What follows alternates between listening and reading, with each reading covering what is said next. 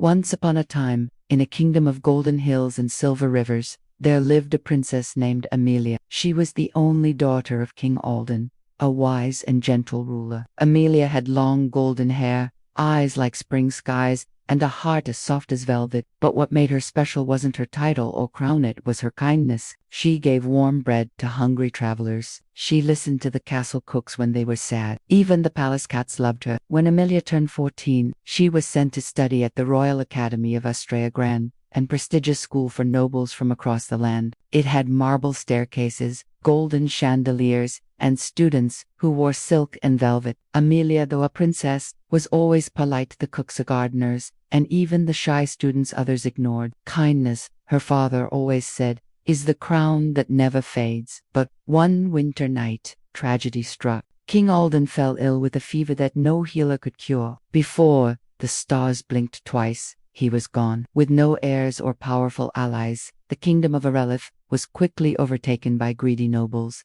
The treasury was emptied, the castle seized, and Princess Amelia, she was forgotten. With no gold, no title, and no protector, the academy stripped her of her place. "You can stay," the headmistress said coldly, but only as a maid. Amelia now wore a gray apron, not a gown. She cleaned rooms, scrubbed floors, and polished shoes for the very students who once studied beside her. Some mocked her, some pitied her, but Amelia never complained.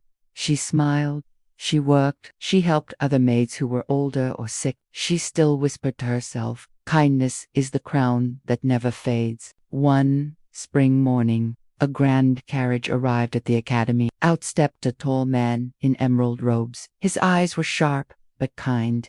"I am Lord Thorn," he said, "an old friend of King Alden." He had come to honor a promise. If anything ever happened to him, I would care for Amelia as my own. But no one knew where she was. "She left long ago," the headmistress lied. Just then, a young stable boy tugged Lord Thorn's sleeve. "Sir, I think she's still here." Lord Thorn was led to the kitchen, where he saw a young maid gently helping an old cook lift a heavy pot. Even in rags, he knew that face. "Amelia," she turned, eyes wide with shock. "Uncle Thorn," she whispered.